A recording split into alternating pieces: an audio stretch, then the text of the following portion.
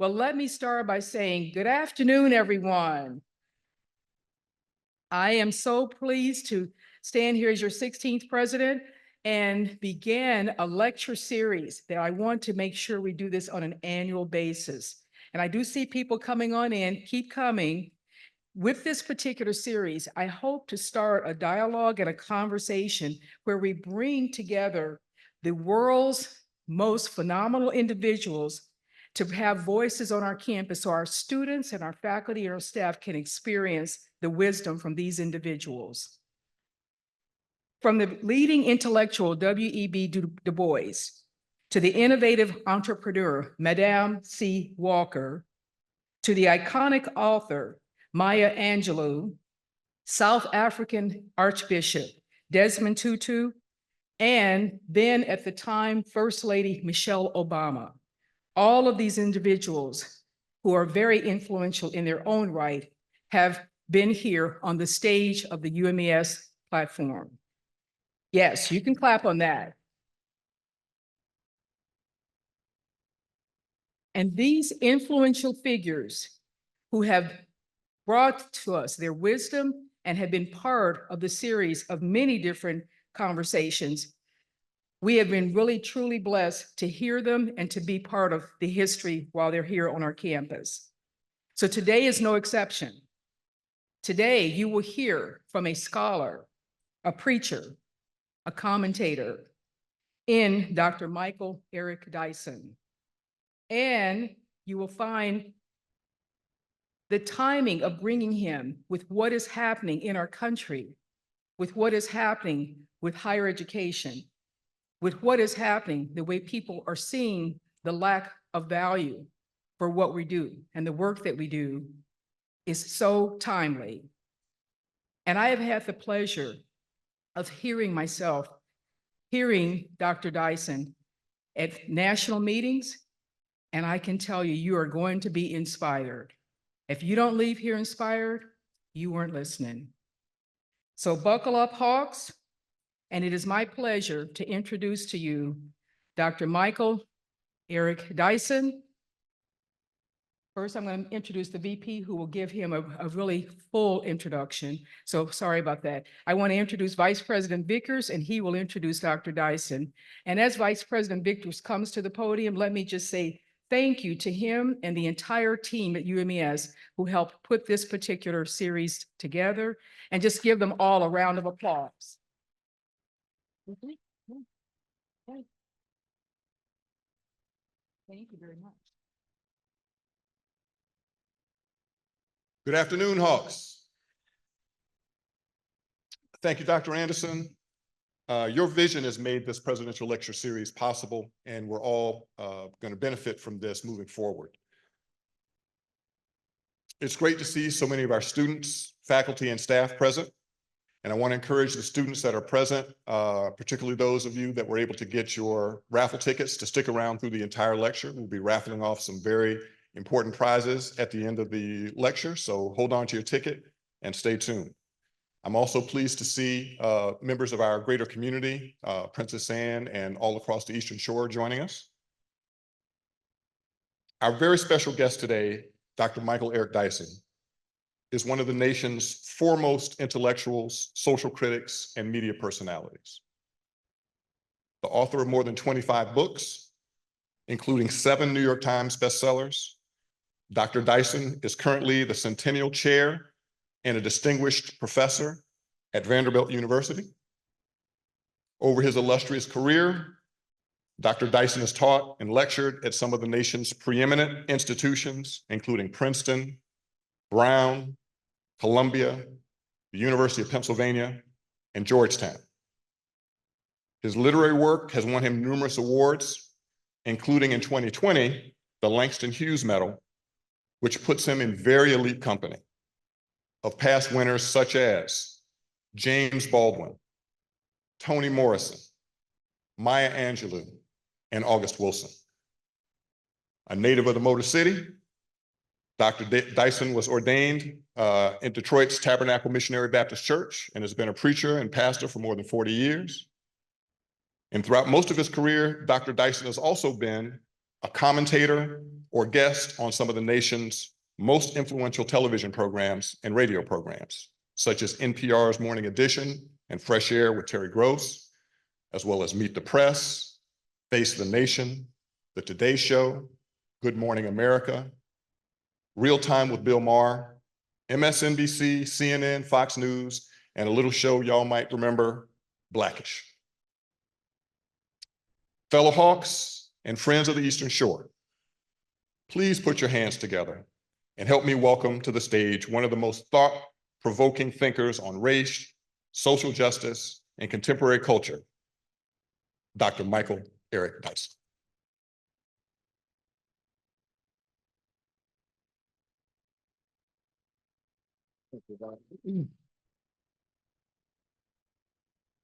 Thank you so much, Vice President Vickers, for those gracious words to President and First Gentleman Anderson, to Vice President Vickers, to all of the wonderful professors and teachers, Dr. Talley, Dr. Brown, and so many others that I had the wonderful opportunity to chat with and meet.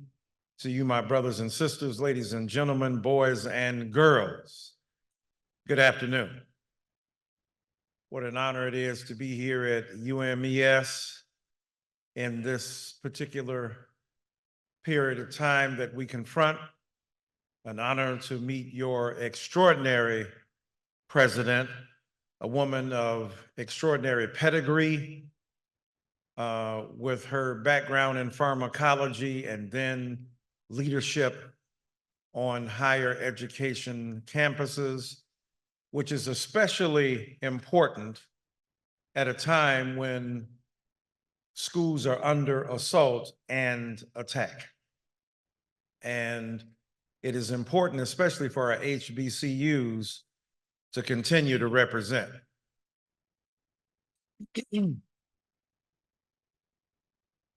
All three of my kids graduated from HBCUs, right?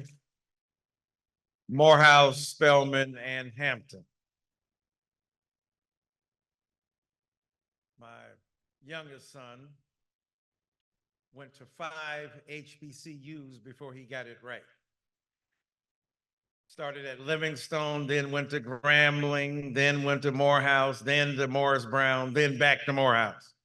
My name is Lou Rawls. I'm a United Negro College Fund one-man support team. But what an honor it is to be here today. My wonderful assistant and driver, Miss Carolyn Brown, is here. Miss Brown, wave your hand so they can see you right back there. But in speaking to Vice President Vickers and to President Anderson, getting a sense of this extraordinary campus and your commitment to excellence is wonderful indeed.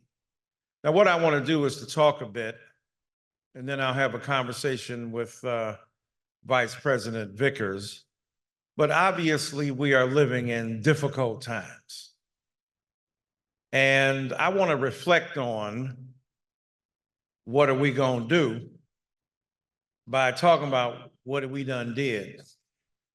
Now, I know that's not grammatically correct. I don't want the president to be alarmed at the solecisms that are articulated under the rubric of grammatical profundity. Right? But what is we gonna do? Depends on what we done. Because especially if you are young, and I see most of you are, you've been here 2, 3, 4, 10 years looking for graduation. It's a different generation. Many of you are in a generation that has not been tested by the virulent, repressive techniques of white supremacy, social injustice, economic inequality, and the refusal to acknowledge the fundamental principle of your humanity. And some of y'all ain't even listen to the same hip hop music. I don't know what y'all listen to right now. I can't even understand it, I must confess. And I'm a hip hop head, right? Nas, I don't know if y'all even know Nas. Jay-Z, Lil Wayne, Rakim. Y'all don't even know Rakim, do y'all? Y'all don't know Rakim. Standing by the speaker, suddenly I heard a fever. Was it me or either?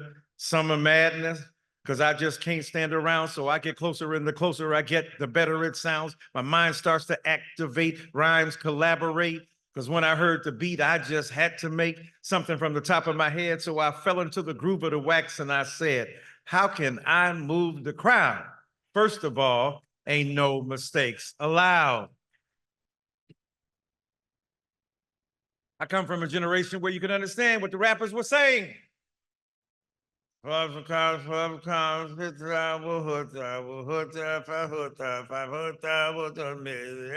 I'm saying, what you said, I'm talking about. What I say, I said it. Know what I'm saying? No, actually, I don't. I'm glad A$AP Rocky got off yesterday, but I'm just saying, he hugged Rihanna like that was his mama. We made it. All right. This is what Immanuel Kant would call the prolegomenon, the propedeutic, the introductory remarks. When we think about what we're going to do, we got to figure out what we're in. And what we are in is in a recrudescence, a renaissance, a revivification, a revival of a principle of reactionary resistance to the perceived inappropriateness of Black progress. Folk think you're getting too much, and they got to shoot back at you. This happened during Reconstruction. Can you believe it? After more than 250 years of enslavement, Reconstruction came along. Raise your hand if you've heard of Reconstruction. And y'all know that Reconstruction is a period only lasting formally for 12 years after enslavement. After Abraham Lincoln signed the Emancipation Proclamation, and after the Civil War, a war of the states, a war between brothers and sisters, family members fighting each other, now in the revisionist historiography that prevails, living in what Gore Vidal called the United States of Amnesia, we trying to pretend, my daddy from Albany, Georgia would say, make like. We trying to make like the Civil War wasn't about what the Civil War was about. The Civil War was about enslavement. But they're saying, no, it was about the dignity of the states and the ability of the states to determine what they would do. It's about states' rights. The states' right to do what? Own slaves. Or as we now say, the enslaved. We don't want to reduce people to a functional characteristic in the grammar of colonialism. So the thing is that the enslaved were at stake, and the Civil War was about the status of those bodies. Whether, as the Constitution had said, they would be 3/5 human, counted in a numerology, a mathematics of enslavement, or accounting for how their resources would be distributed in a kind of census, or whether it was an ontological, that's just a big word that talks about the being of slaves. Are we saying they're 3/5 human? Either way you cut it, it wasn't a good deal. And so after enslavement, after 250 years, in our resting place in Africa, extricated from the soil of our natives and brought here to America, not far up the road at Jamestown, 20 and some odd Negroes, as they said in the record. 388,000 people came here. Most of the people went to Brazil. Most of them went to the Caribbean. The least amount were brought to America. But that's how cold we is. We just died. We didn't die. We multiplied. And we reproduced a great culture, and nothing like us anywhere in the world. But it is a problem for me when you say not like us. I don't want to get into the Drake and Kendrick beef, but let me go there for a minute, right? Now, it's great for a song, but as a philosophical idea to say not like us among your own people, Kendrick, if they catch you and Drake on the wrong side of the street at the wrong time of night, both of y'all going down. It's going to be just like y'all, not like us. Not Like Us is a great song, of course, but Family Matters was better. Euphoria was a better song. Mustard! Okay, I get it. But I'm saying Not Like Us is a white supremacist ethic articulated as a colonial distinction between me and you, because the essential difference between us has to be marked by the notion that because you from Compton and not Canada, you really black and this person ain't black. That is a white supremacist colonialized mindset. Right? When you say you're not a colleague, you a colonizer, brother Kendrick Lamar, I love you, but you defended Iggy Azalea. I know this is against y'all king, but let me just talk a little bit. I'm saying Iggy Azalea is a white Australian female rapper who was accused of appropriating black culture, and he defended her. But Drake is a colonizer? Drake from Canada, a lot of Negroes left America to go to Canada to be free in Nova Scotia right now. And then those who migrated on to Toronto. So when you hear these different accents, he's not trying to act like he ain't black. He's acknowledging the black diaspora. The diaspora is bigger than Compton or bigger than Detroit or bigger than Baltimore. It is universal and worldwide. So when you say Not Like Us, be careful about what you're talking about. When you draw a Manichaean distinction between us and them, we is us. And Not Like Us means we've always divided ourselves in destructive fashion. You light-skinned, I'm dark-skinned, even though I'm trying to bring light-skinned Negroes back. I mean, it's been rough out here for the last 30, 35 years. Ever since Wesley Snipes stabbed Christopher Williams in the hand on New Jack City, it's been rough. Denzel, Idris Elba, come on, Steph Curry. Drake. Drake. So when we think about where we are as a nation, when we think about the revivification, the renaissance, the revival, the recrudescence, the restoration of a white supremacist idea, mad at perceived black progress.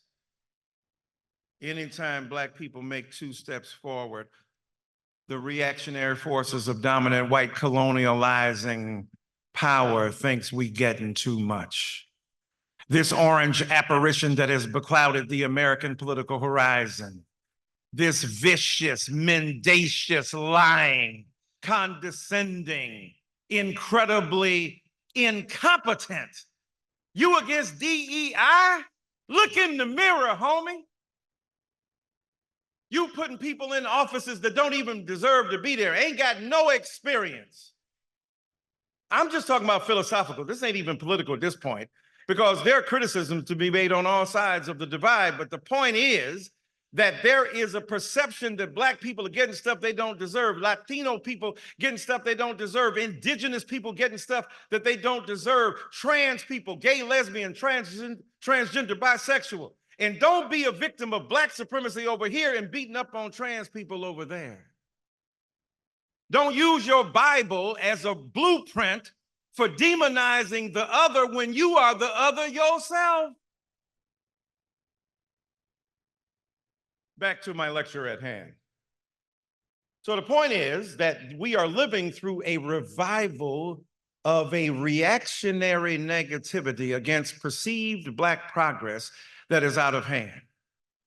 This happened after enslavement. This happened with the Reconstruction. Only 12 years it lasted. A couple of senators, about 16 Congress folk, thousands of local representatives came out of that seething cauldron of progress that was Reconstruction at its height. But then it was quickly evaporated, eviscerated, and eradicated.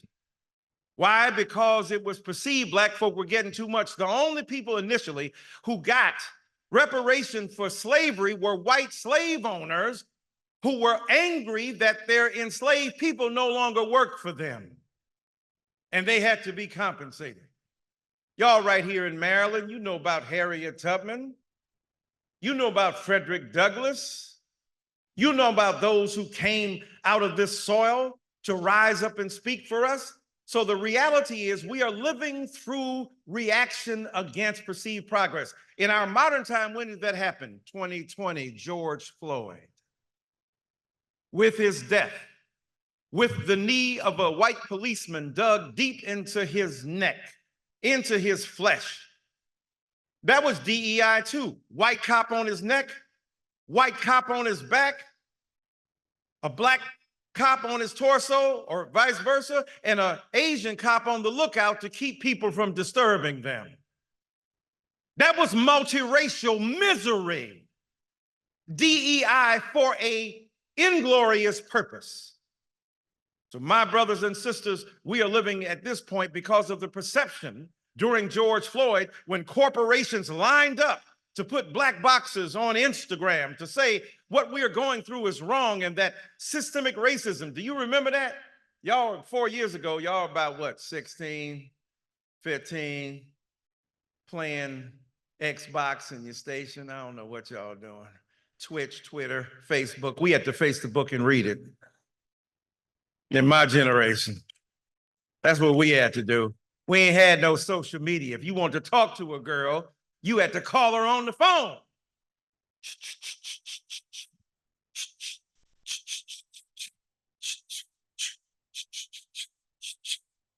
You did all that work. Mom. Y'all don't even know what that is, do you? That's a busy signal. You have no idea. You impatient generation, you have no idea what a busy signal is. I'm not saying I did this, but some people got so upset, they called the operator and said, it's an emergency. Could you interrupt the call? I'm not saying I did that, but I heard people did that.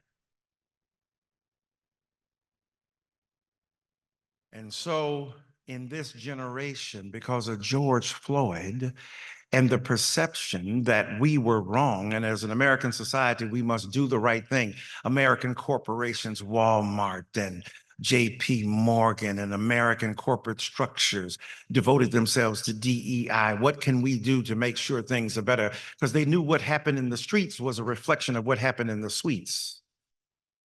That George Floyd's death was the exemplification of a profound anti-Blackness deeply entrenched in American society. And so corporations got on board.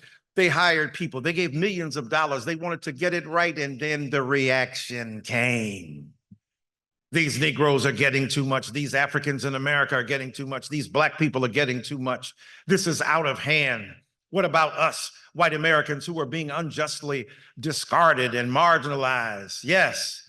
And look at the consequence. Look at the numbers. You're right. I can see why people are upset that Black people have taken over. We had so many Black presidents in America. Oh, okay, one. We've had so many professorates given to African-American people. I don't know, 4% in America. We've had so many senators. Oh, we got about 3 or 4 right now. When you look at the numbers, we ain't had nothing. The only thing we running is the prison yard where we are over incarcerated, and the chicken stand where we getting some fried chicken. The only over indexing of Black people is in negative indices and statistics in America. We ain't running nothing but our mouths, and we're gonna do that better. The point is that when we look at the disproportionate concentration of African people in America, or minoritized populations, or Black folk, or indigenous folk, or people of color, we ain't running nothing. And yet the perception is it's out of control. This is why the person who is the leader of this nation ostensibly on his first day began to write executive orders against DEI. This is part of the vicious global backstroke of this right-wing conspiracy against the perception that there has been an overextension of opportunity to those who are devalued. And so we got rappers at inaugural parties falling back on that ass with the hellified gangsterling, getting funky on the mic like an old batch of collard greens. Just the capital O-S-O, yes, I'm fresh and double O-P, D-O-double-G-Y-D-O-double-G, you see. I love Snoop for shizzle my nizzle. But man, we got to ask questions. And let me ask you this, Nelly. It's getting hot in here, so you took off all your principles? I'm just saying.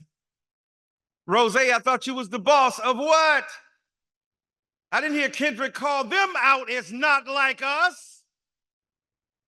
I didn't hear an indictment of the complicity with white supremacy or colonial discourse or dialogue. This extended reaction is nothing new. So y'all who don't know got to understand this ain't the first time we done been through this. So don't get cynical, don't get discouraged. We gonna make it. We gonna be all right. We gonna keep rising. We rose up after enslavement and Reconstruction, then the Black codes, determining where you could go and who you could speak to and how you had to step on the side of the road. We dealt with Jim Crow and Jane Crow, as Pauli Murray called it, the repressive mechanism of social determinism imposed on us by an arbitrary legal system that used the law to reinforce our subordination. Racism is a dry run for fascism. So I say to my white brothers and sisters and others who are discouraged, hold on, we've been through it already. They tried it out on us.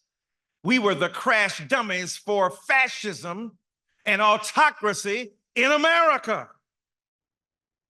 But we ain't no dummies and we didn't crash. So what we must do is to remind ourselves that this ain't the worst we done been through. There was a time when Black folk couldn't vote. Now you don't vote because you don't want to vote because you say ain't no difference. Is you tripping? Ain't no difference? You see the difference now? You see the difference now? Taking away every means of opportunity you got. Now they wrote a letter 2 days ago saying colleges got 14 days to do what's illegal. The affirmative action argument in the Supreme Court was about admissions. Now they're trying to make it about Black houses and trying to make it about theme houses and Black events, even like this. They're trying to close it down. You got to say, no, dog, you got the wrong one. You got to fight back.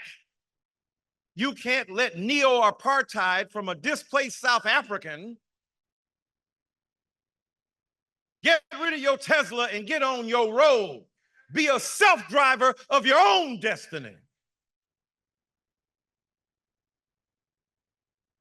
My point is, y'all, is that we've been through worse. We couldn't vote. We couldn't speak. If we spoke, we were murdered or killed arbitrarily. We couldn't have an education. We couldn't get into the elite institutions like UMES. We were denied opportunity, but UMES rose up as an answer to the denial of opportunity for Black folk in other places. That's why we need HBCU. I teach at the well-known HBCU Vanderbilt, because I'm a HBCU wherever I is. Homeboy cutting up. Come on, man. What's up with y'all? Yeah. HBCU. And so we need these HBCUs to remind us of what it is, but the HBCU got to be on its job. You got to educate our young people. You got to demand excellence of our young people. You got to let them know what time it is. You ain't stepping up in here half-stepping. Be on your job. Be ready to be excellent and do the right thing and elevate your community by elevating your mind. I wouldn't put it this way, but George Clinton said, free your mind and your ass will follow. Liberate your mind. Liberate your consciousness and understand that you come from a great people. We have been in far worse than we are now. That's why it's important for y'all to vote. And young people, it didn't turn out your way, keep voting. My God, Jiminy Cricket, it didn't turn out the right way. I don't know what I'm gonna do. Vote again. That's what you're gonna do. Get back up the next day. You got knocked down. Look at Drake. Involved in a fisticuffs with Kendrick Lamar. Then he released his album on Valentine's Day and went to #1. Even when you're down, you can rise again. Come on, Drake. We got stuff riding on you. He said jealousy is just love and hate at the same time. Man, I'll give y'all a course on Drake. Come on over and I'll teach you later on. But the point is, we are in this together. Drake and Kendrick are of the same tribe. Snoop, you are in the same tribe. You might have money now, but you are treated in the same way that the poorest among us will be treated. You must see your fate tied up with all of our fates. I will never reduce anybody's life to one mistake or one issue. So I'm not hating on Snoop or even Nelly or any of them. I'm saying think critically about the situation we are in. This is not the worst we've been through. We were enslaved. We were raped, pillaged, and plundered. We were castrated. We were lynched. We were killed. And now we're doing it to ourselves. Now we're refusing to see how great we really are.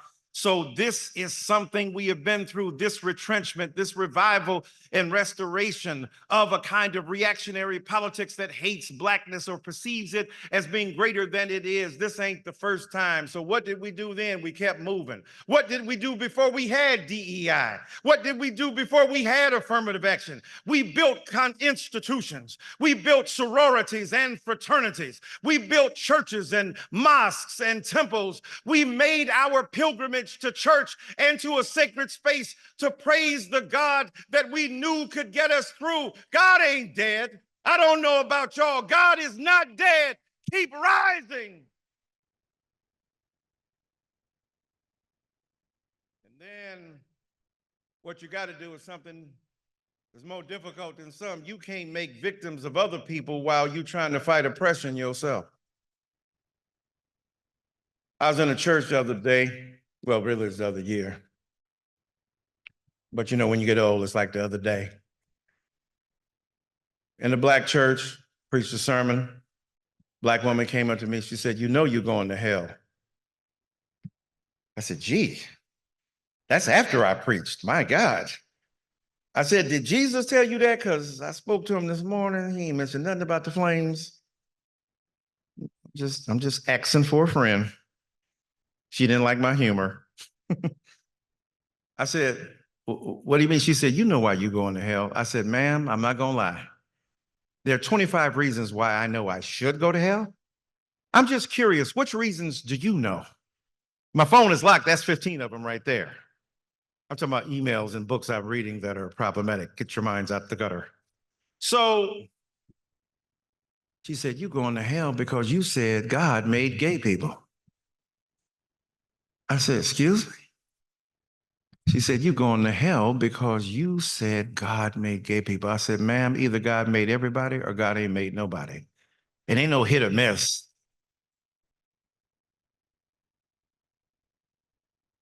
I said, "And how is it that you're using the same book that white supremacists use to deny us legitimacy to ground your theological opposition to gay people? If we're going to read the book literally, you are a woman speaking to a man of authority, a gospel minister, so be quiet." Now, you know ain't no black woman down with none of that. They say, "What else in that book?" Because that ain't going to work. So I said, if we're going to be literal about it, cut off your right arm. If thy right eye offend thee, pluck it out. You ain't literal. I said, I'm going to tell you, it ain't no choice. They made a choice. I didn't make a choice to be black. They made a choice to be gay. I said, is that right? Have you been gay? Do you know that? I said, I used been gay, but that's when I had arthritis. I've been gay. Come on, man. I don't know. Look, I'm going to start charging y'all. These are great jokes, okay? These are great jokes. So I said, I'm going to show you how it ain't a choice. Say you were I don't know, senator from Iowa, and you were pro-family, and you were against gay people, and you had a wife and kids, but you went in the bathroom and touched the toe of the person in the stall next to you. That was the wink, wink, nod, nod. What up, boo? Now, I didn't know that. I've done the same thing, but I was looking for toilet paper. I had no idea. I said, "Oh, no, keep that. I just need the toilet paper. Thanks." Who would want to not do that except a person who could help it? If he could help it, why would he do that? Because he's preaching against being gay and is closeted gay himself. We in all these black churches, you against gay people, you ain't kicking them out the choir. You ain't gonna hardly have no music. Huh? You ain't kicking them out the usher board. You ain't kicking them off the Board of Trustees and quietus is kept. If you kick them out the pulpit, you might not get a sermon. In some churches, are you telling me God says if you don't cry out, the rocks will cry out? God can ordain an inanimate object, but not a gay or lesbian, a transgender, a bisexual, or a female person? What's impossible for God? It ain't God that's problem, it's you. You trying to impose your narrow-minded belief on God. God don't make God a co-signer of your bigotry. So while we're fighting against white supremacy and DEI, don't be mad at the trans people. You got trans folk in your family. They just can't come out yet. You got folk who are gay or lesbian who have contributed to your success. There are gay and lesbian people who have made our lives better as Black people. James Baldwin and Audre Lorde and Angela Davis and Bayard Rustin. They did not hang them because of their sexuality. Oh my God, give them a break because they're gay or lesbian or trans. They were even angrier at them. And so while you're fighting against white supremacy, don't participate in and become complicit in the very forces that would undermine some of your Black brothers and sisters who happen to have a different sexual orientation. And not only sexuality, but also youth. A lot of us beat up on young people. You see me playfully talking about mumble rap. I honestly can't understand it, but I try. And maybe the reason they're mumbling is because when they were clear and articulate, you still killed them. You still shot them from the police who were unprincipled. We don't hate police, we hate bad police. We hate those who can't make a distinction between criminals and citizens and criminalize us because of our color.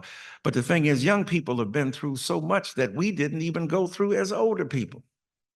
So we got to understand, can you imagine? It was bad enough that your girlfriend turned you down when you tried to holler at her one-on-one. Imagine if everybody on Facebook knows it.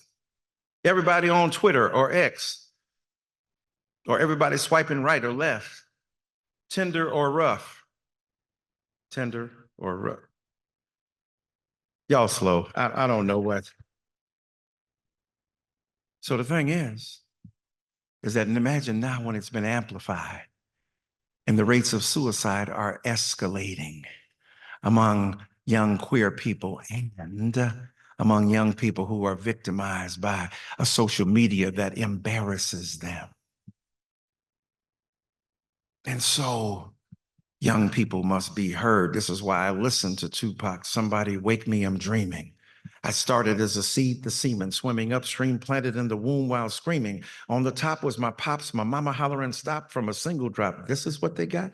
Not to disrespect my people, but my papa was a loser. Only plan he had for mama was the blanker and abuser. And even as a seed, I could see his plan for me, stranded on welfare, another broken family. I hear Talib Kweli warning us. These cats drink champagne, toast death and pain, like slaves on a ship bragging about who got the flyest chain. I hear Jay-Z, now all my teachers couldn't reach me and my mama couldn't beat me hard enough to match the pain of my pop not seeing me. So, with that disdain in my membrane, got on my pimp game, blanked the world, my defense came.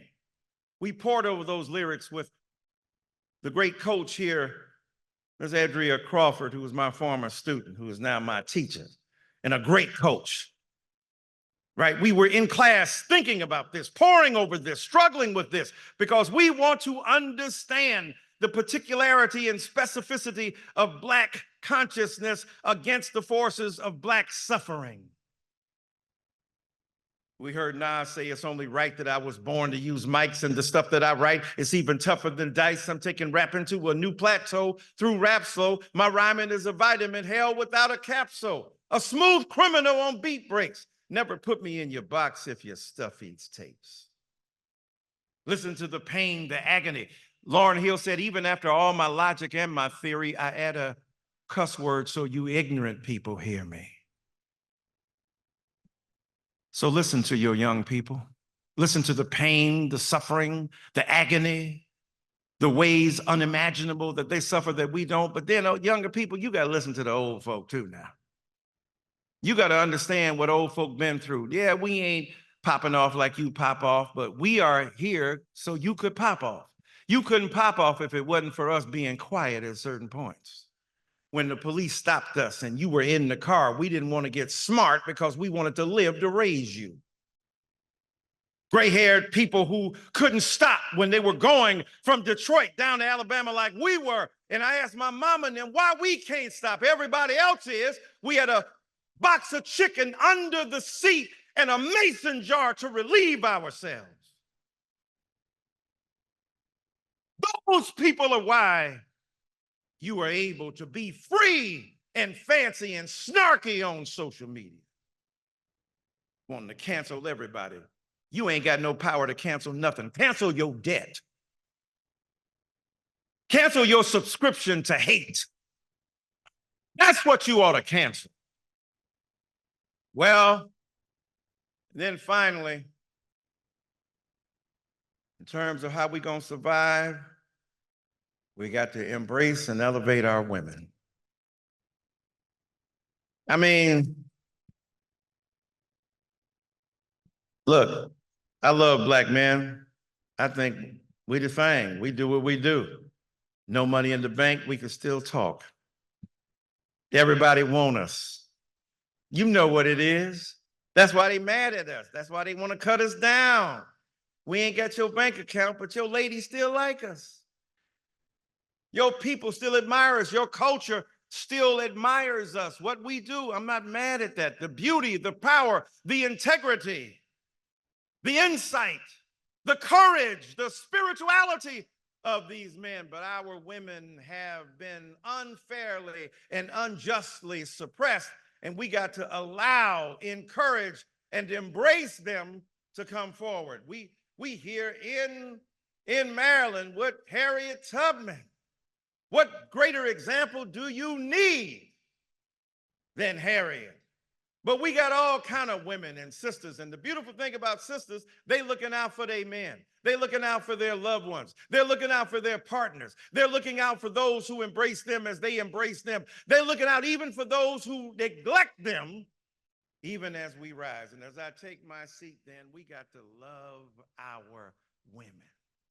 And when we love our women, we will see leadership emerge. We will see insight emerge. We will see solidarity emerge. We ain't scared of orange. We got all kind of colors that will raise up and that articulate our belief in who we are as people. And since we with Harriet, let me remind you what Harriet did. Harriet tried to free Negroes even when they didn't want to be. She would talk to them and then they would come to Mr. Hubman. We was going to go, but we done changed our minds. But we's not going to tell nobody. Oh, she said, I know you won't. She had a Bible in one hand.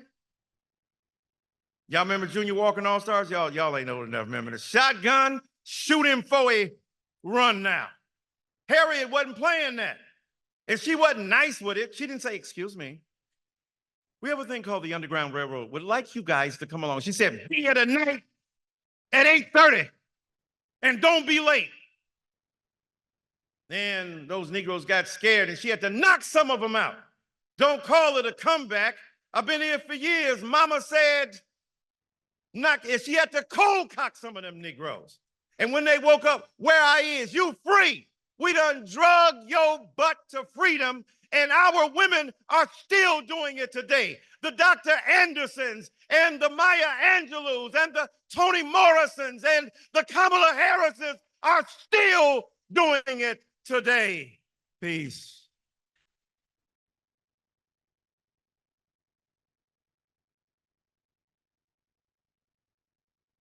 Grab that microphone.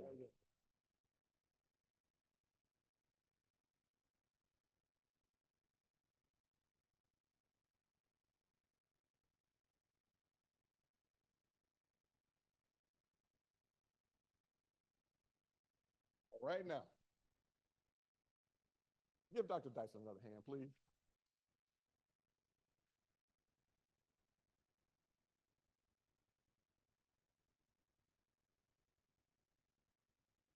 Now, Dr. Dyson, if you be so kind, we're going to chat for a minute and then Yes, we're going sir. to take some questions. We got some microphones here. So if y'all got some questions lined up, you might want to start lining up in front of the microphone so that you can ask Dr. Dyson your question.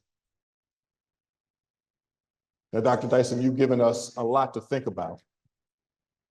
But I really want to go back to a point that you were making about what we've endured, how we've endured, and even thrived in oppressive situations.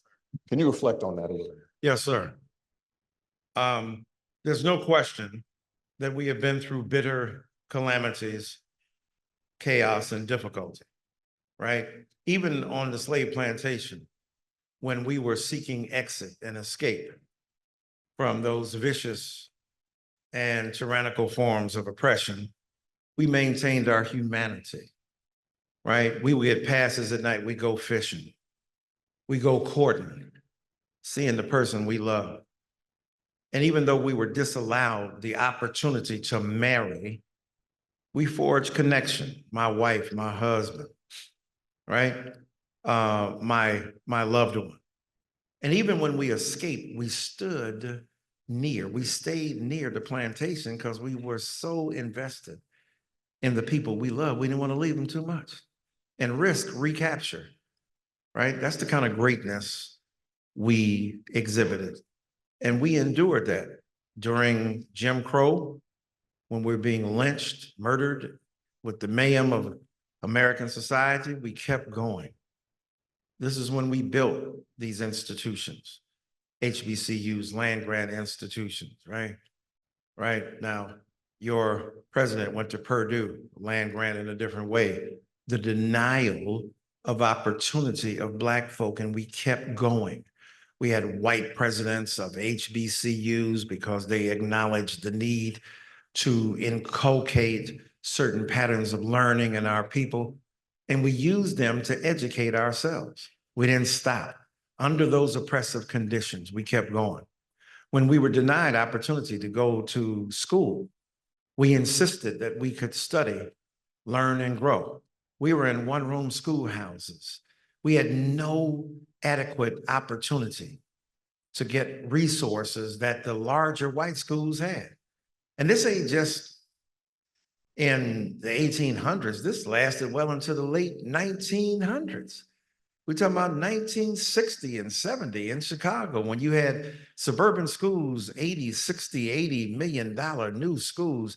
And in the inner city, they had second and third hand books and water that wasn't clean and fresh, and they still survived.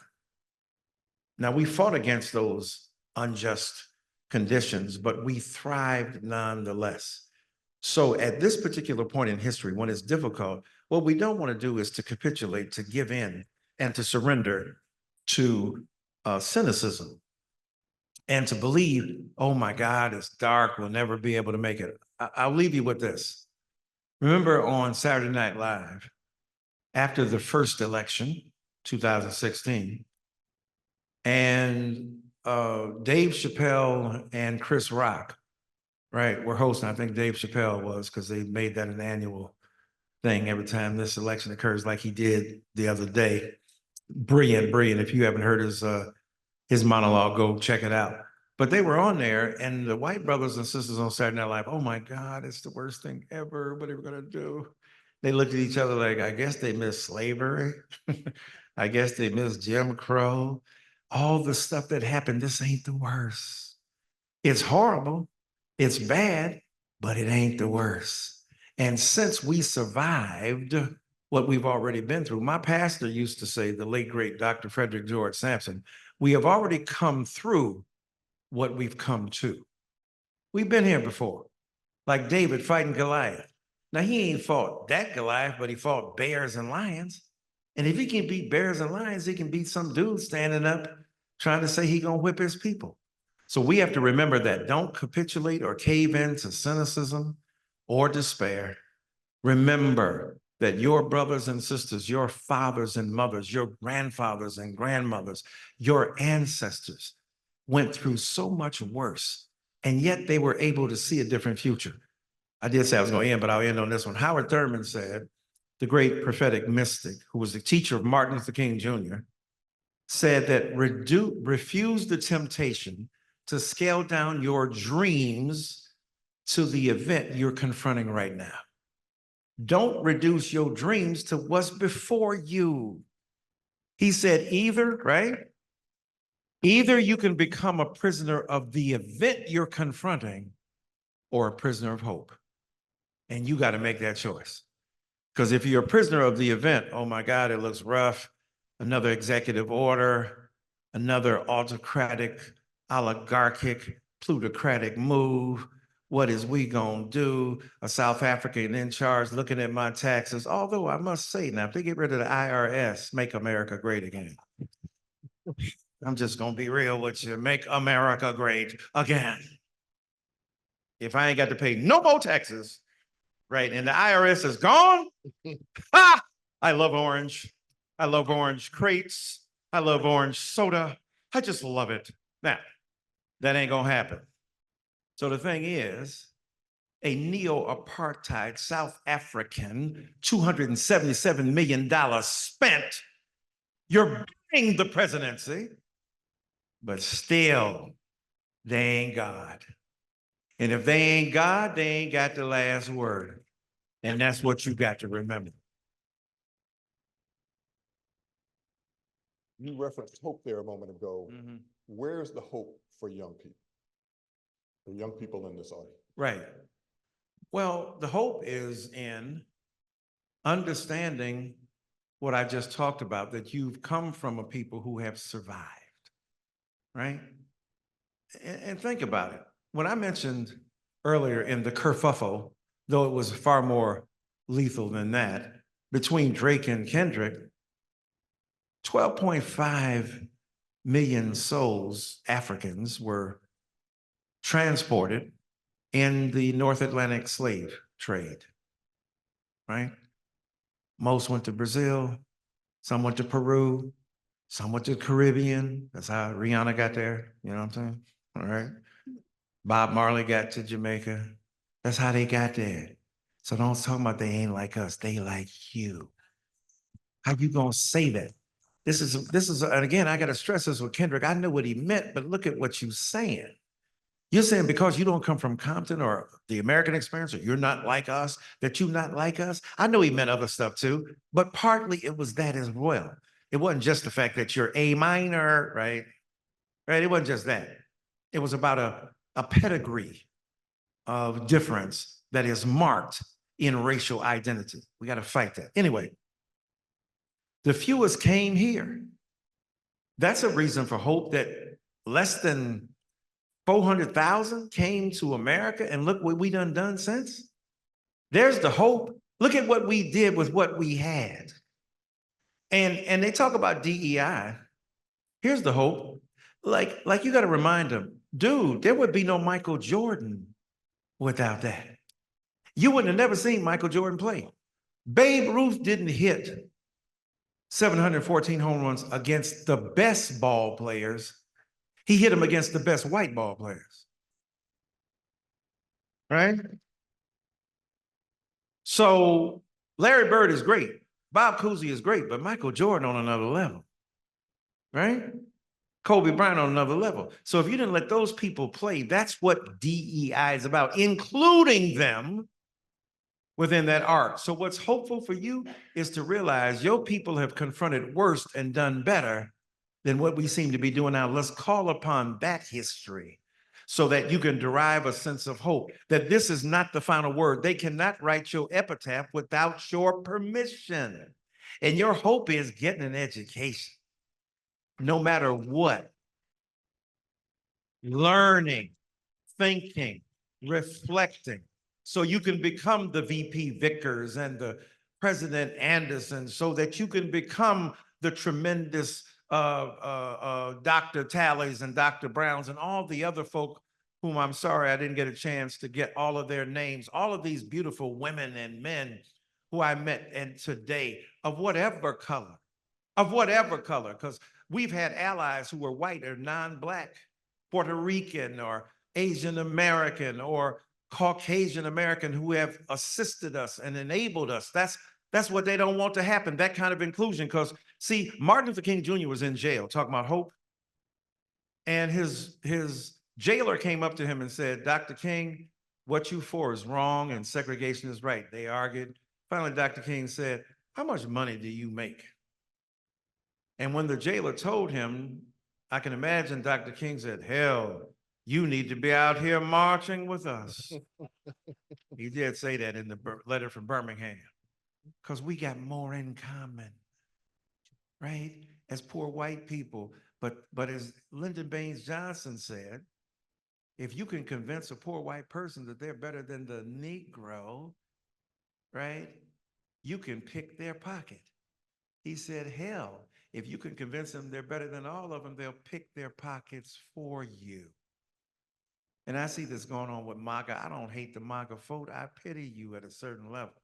I pity the fool because you voting for something that ain't for you. And then you got a few Negroes saying we own the plantation and we were better off in Jim Crow. Send them Negroes back to Jim Crow.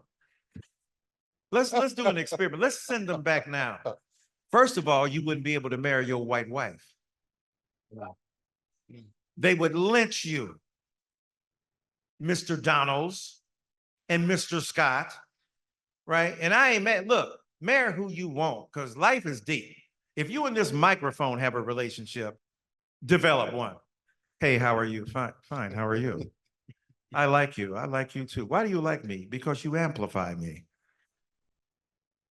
All right. I don't care what color you are, white, black, get along. Love the one you're with and love the one you chose. That ain't my point. My point is don't be a hypocrite. Telling us we were better off. LBJ with the Great Society, you telling me now this is worse than enslavement?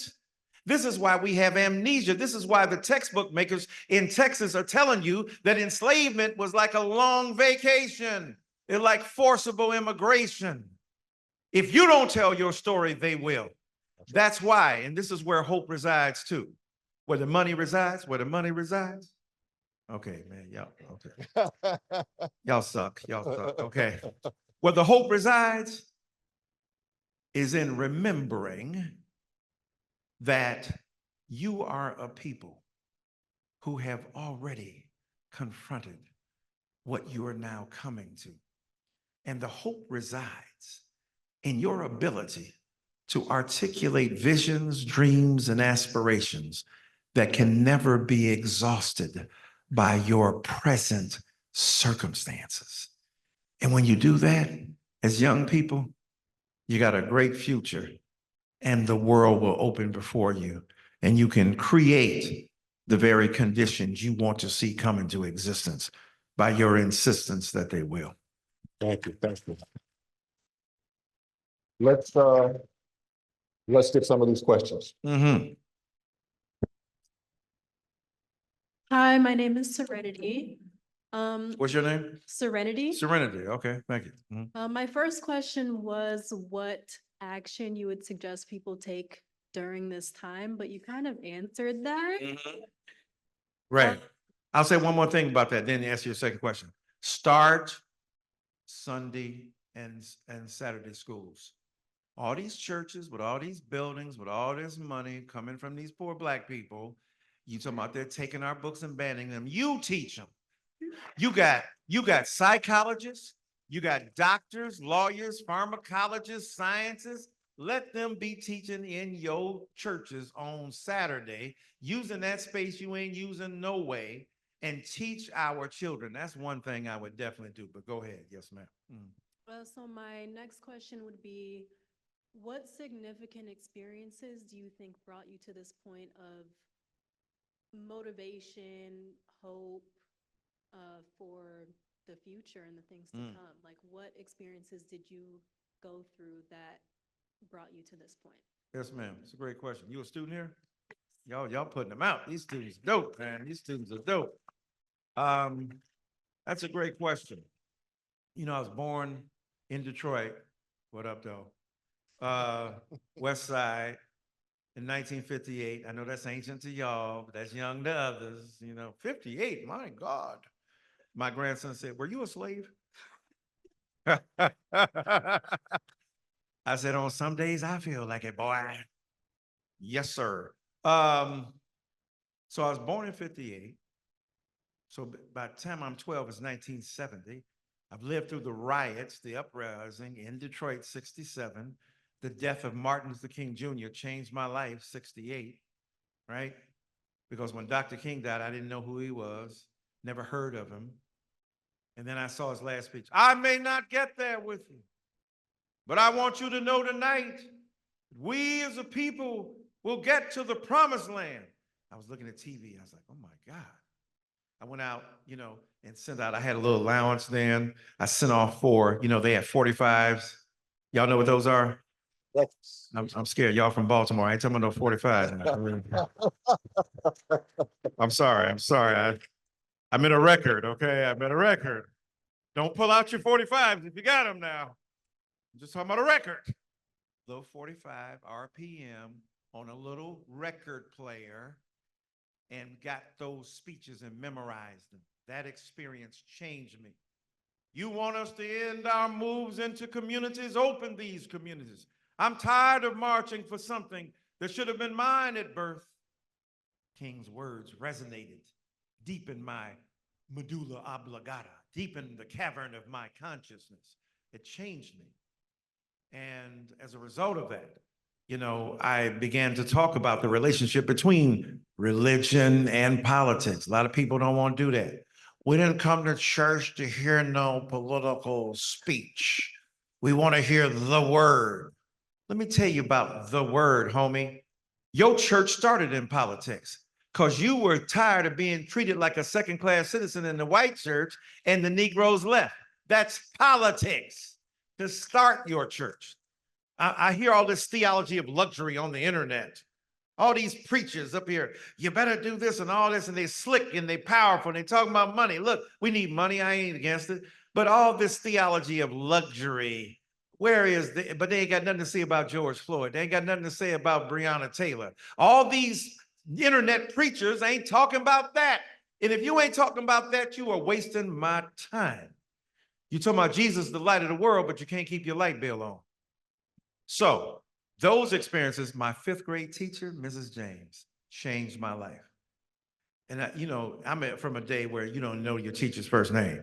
So all I know is Miss James. I don't know her first name. Your president told me call by her first name. It ain't happening. I'm from a generation. No.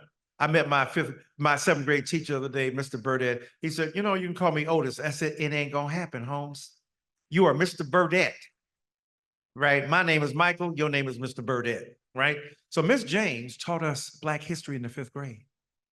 Now, that don't sound like nothing deep to you because y'all take that for granted. But back in 1968, my mama told me in a segregated school in Detroit, all Black, only the principal was white. My mama said the parents of some of my fellow students went to the principal, the white principal, to complain that this woman was teaching their kids, Black history, and it's something they wasn't going to be able to use. This is how brainwashed we are. But Mrs. James persisted. I won my first blue ribbon for reciting poetry in the 5th grade. Little brown baby with sparkling eyes. Paul Laurence Dunbar. She taught us about Jan Matt Zelliger and the shoe lasting machine. She taught us about Deadwood Dick, the great cowboy. She taught us about Jim Pickett. She taught us about Roland Hayes, the great tenor. She taught us about Paul Robeson. Soft shoe. A word or two before you go. I have done the state some service and they know it. And when you love me, love one who loved full wisely, but not too well. That's Othello. You know what I'm saying? Right. Before there was Nas and Jay, there was Paul Robeson. All right. So the thing is, she taught us that. And she gave us a sense of who we are and who we could be. That was life affirming. So those experiences, among many others, and then the rival at my church of my pastor when I was 12 changed my life, Dr. Frederick George Sampson. And Dr. Talley, who was here, his relative was a great, great preacher in Detroit named Dr. Cornell Talley. And so these were when giants were stalking the earth. And these were great men of God and great women of God. They had to learn how to accept women because they were initially against women preachers. But the reason they were against women preachers is because the women could out preach them. Let's be real, okay? I'm sorry. Gina Stewart, son, please.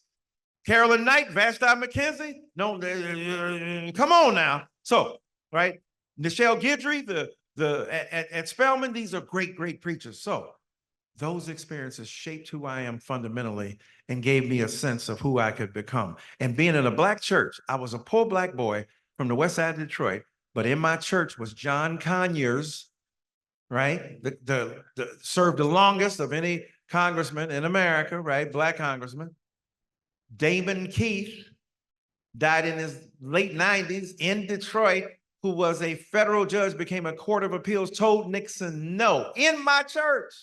So we were able to transfer the credit of our Blackness across class lines. I was poor and Black. They were middle class and well-to-do, educated, but I saw an example of what I could become in that church. Didn't mean no over answer. Those are the experiences that shaped who I am today. Thank you. Thank you. Thank you, man. We're running a little over, but if we can take a little bit more time to get some of these questions. Okay, that means shut up, Michael, and be very, very short. I will. Okay. Yes, sir. No, sir. Thanks. All right. Yeah. Good afternoon, sir. My name is Quentin Smith. I'm Quentin a Smith. history major here, All right. and I'm on the education track. Now, you partially answered my question already, Okay. but I wanted to ask, you said in Texas, they're changing in the textbooks Right. that slavery was like a long vacation. Right. I've also heard in other states that they said slavery was just acquired skills in farming. Right. What do you suggest to young educators, young Black educators who wish to go and teach the truth of history and in areas that don't want that want to change the story entirely? Right. You got to be brave. And thank you for asking that question too, as the first question. You got to be brave. You know, some of our teachers, think about Bob Moses, working on a PhD in philosophy at Harvard, went down to Mississippi. And when he went down to Mississippi, they found this brave woman named Fannie Lou Hamer. Right? Now, here the thing is, had they not gone down there, the educated Negroes, she might not have had the opportunity as a degraded, humiliated laborer to use her incredible eloquence to say, I'm sick and tired of being sick and tired. That might never have come to fore had not the educated Negro stood in place to create an opportunity for that to emerge. And so your job is to create opportunities for that to emerge. Now, it's going to be tough because Ron DeSantis and them coming up with bills, you know you must be dope if they're trying to make bills against you. You must be cold. You just show up and they scared. They want to legislate against your history because they don't want their kids to know. They literally said it in the bill in Florida that the kids, they didn't, you can't teach the kids so they will hate us. I got news for you. I teach your kids. They already hate you. They do. And let me tell you why they hate you. Because they come to my class and they go, Dr. Dyson, how come we didn't study this in high school? They already hate you because you're trying to keep the truth from them. Why lie to them? Open the door so that they can understand and make choices themselves. So you as a teacher, you are significant. You never can tell. Look at Miss James didn't know what she was doing. And those parents complaining to that principal about not using that stuff. I got a PhD from Princeton because of Mrs. James. You never know. What you say to somebody will shape them. I get letters all the time. Dr. Dyson, something you said, I don't remember it. I'm just doing what I do. The Bible says some people plant the seed, other people water the seed, but God makes it grow. I'm a seed planter in some instances. I'm a waterer of what's already been planted in others. But we know the universe, nature, the cosmic significance of existential existence, to be redundant. Whatever you believe in makes it grow. My job is to plant the seed. Your job as the teacher to plant the seed, to water the seed, to make sure that a young mind has a fertile environment within which they can grow. And so you need to keep that up and keep being subversive. It's just like prayer in school. First of all, I'm against it. I'm a Baptist preacher because I don't want your Christianity determining what my Christianity is. I don't want Joel Osteen. I like to start with something funny. Man, I'm giving y'all mad stuff. Y'all are, yes, But I don't, because you want a white supremacist Christian nationalist telling you what to pray. So I don't want no prayer in school. Plus, can't nobody stop you from praying. Y'all be praying anyway. Jesus, please let me do well on this test. And then the Bible comes back. What thou hast not put into thy mind cannot come out of it. All right. So you do whatever you're supposed to do to your highest level of integrity, and the millions of lives you're changing, you'll never be able to determine. All right. All right. Thank you. Thank you. Let's get these last two questions here. Last two. Okay. Yes, ma'am. Hello. Hello. My name is Dariana Abner. I'm one of Dr. Talley's students, so Okay. thank you for shouting him out. Yes, ma'am. Yes, ma'am. I hope you get extra credit for that. Right, right. At least a $5 tip, something. I mean, come on, man. Dairy Queen, come on. Master's student, really? Very Okay, good. extra credit. Mm. But this may be redundant, but I know you wrote something regarding that the current administration, wrap themselves in the flag and scream that they're patriots, but they're actually nationalists, right? You read well. Yes, ma'am. And you talked about unification and us coming together and us knowing where we came from. But I see a lack of patriotism in our people, right? Getting out in the streets, being militant. Angela Davis, Black Panther Party, making movements, making systems, programs and services. What is something that you will want to leave with us as far as young people when it comes to being the, I guess, trailblazers and making new programs, systems, and services? Yes, ma'am. I love how thank you. That's great. I love how you identify patriotism with Angela Davis and service systems and services. I love that. What's your name? Dariana Abner. Okay, the first time I'm gonna credit you for that. After that, I'm gonna say that's mine. Yes, I think that patriotism is Angela Davis dealing with systems and services. All right, that's brilliant. That's brilliant. Look, we were talking about this last night at dinner with Vice President Vickers and some potatoes, but ask him about that later. And we were talking about apathy, the young man. What was the young man that was the president? SGA president. Keith Cerruti. Keith Cerruti, right. Impressive young man like y'all are. And you're talking about apathy. Basically what you're asking to now, how do we get people? Apathy is a direct consequence of the attempt to erase history. And apathy is a defense mechanism. When somebody takes something from you, they shouldn't take it. Oh, I ain't want it no way. Right? Now, I've never had this experience, but I've heard that if a girl turns you down, I ain't want her no way. Okay?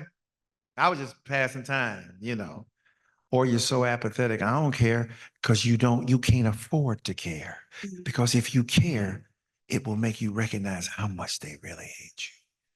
And how much they got against you, or how much it is you have to overcome, or how difficult it is. So apathy is a defense mechanism. Apathy, ironically, is a passive politics, right?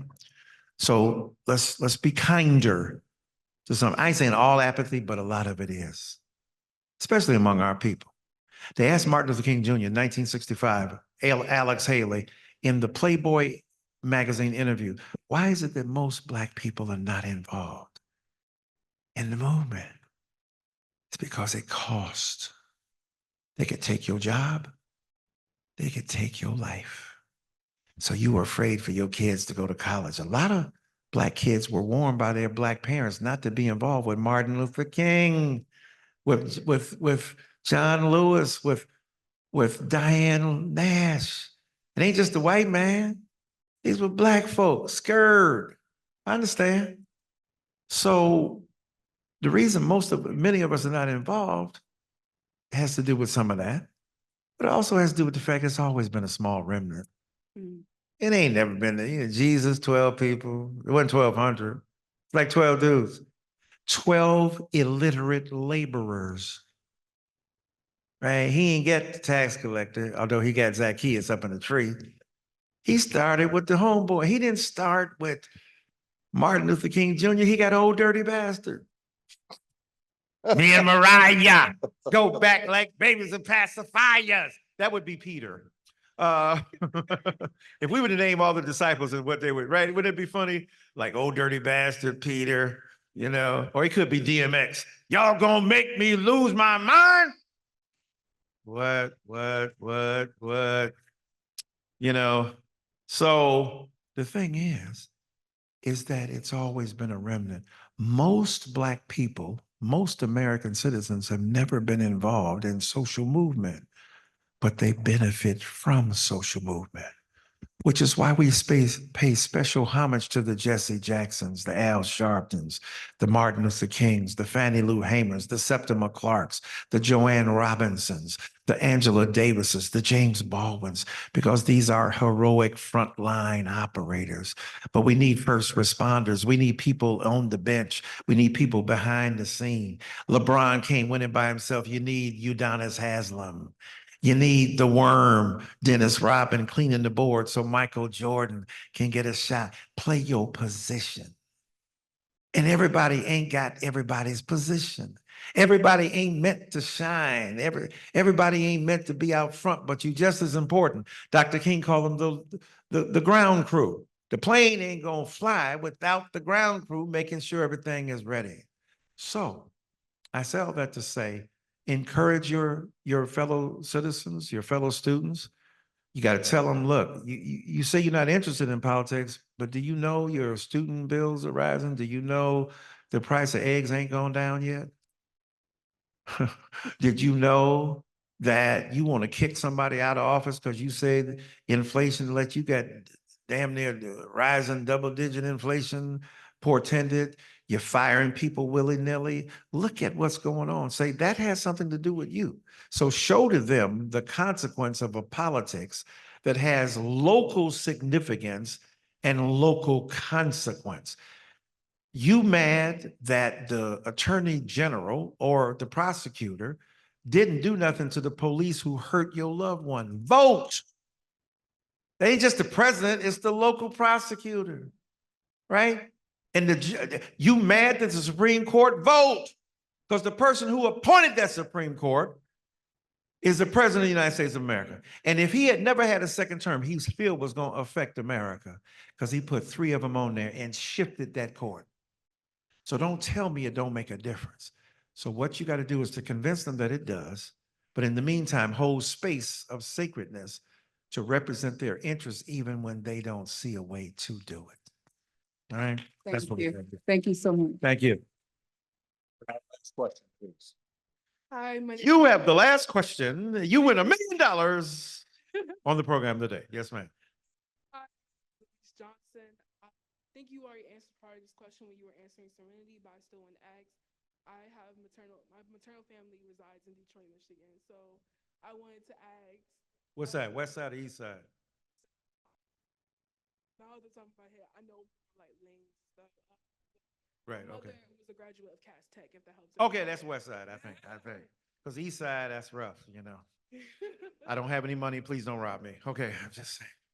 I wanted to ask, talking to her about my family, going back at home and all this stuff, she always tells me about stories about how it shaped her as a person, shaped her morals, the interactions of growing up in the Motor City at that time. How I was curious how it shaped you Right. as a pastor, how it shaped you as a person.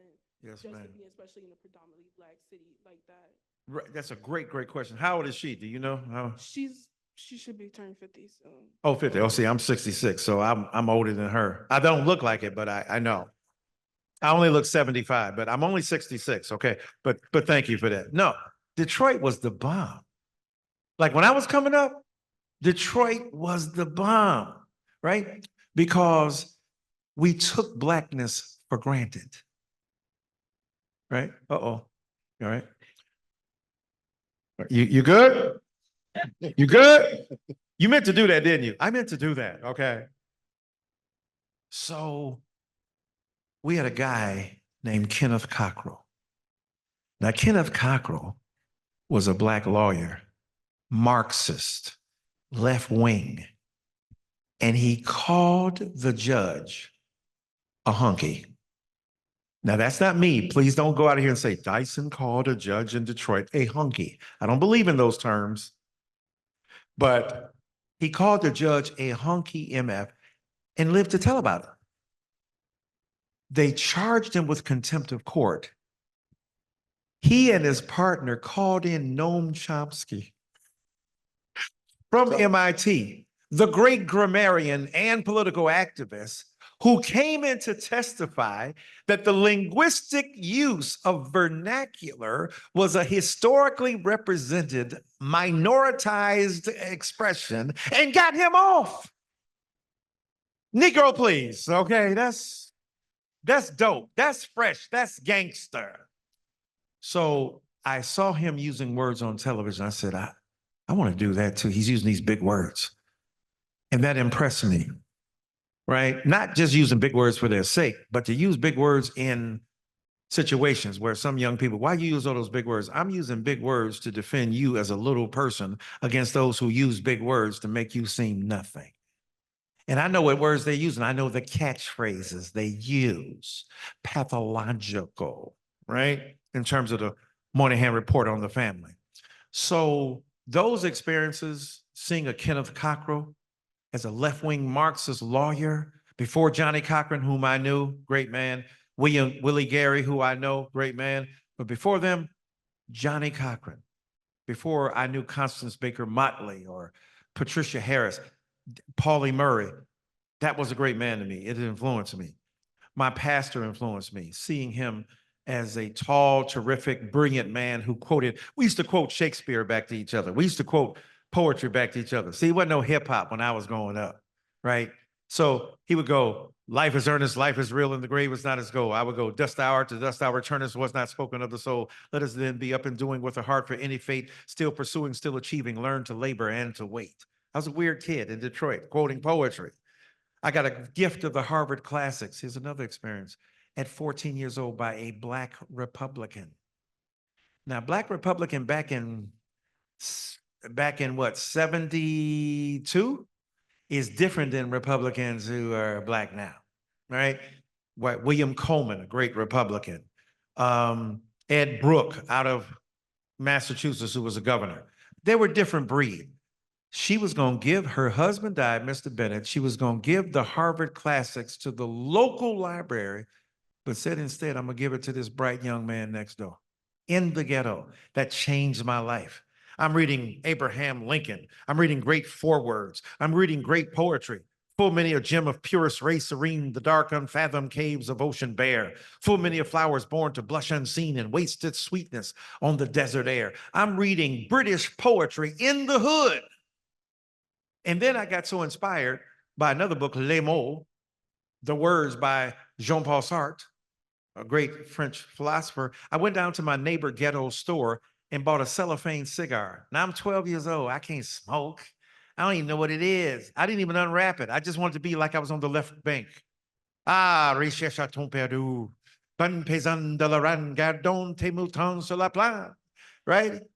Voulez-vous coucher? Okay. So I went down there and I was down there once buying a cigar. Guy hit me in the back, turned around. He had a double pump shotgun in my back.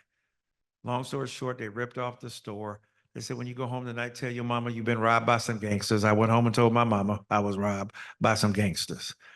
Those experiences shaped me, gave me a sense of possibility. Mrs. James' sacrifice of the Harvard Classics, she could have given. I still got them in my library right now. And those books shaped me, gave me a sense of who I am, gave me a sense of possibility. Books are incredibly important. Couldn't travel, but I could travel with my mind. And that made a big difference. That's why I write books. I've written 27, 28 books, trying to write some more, trying to do it. Yes, ma'am. Your mother made you, where your mama at? She unfortunately could not be here today, but she She made you bring the books? open mic. Oh, yeah. Oh, that's a good one, too. Yeah, I like that one. I'm going to sign it for you, too. Okay. Thank you, baby. I appreciate it. Dr. Dyson, Yes, sir. thank you so much. Right now, we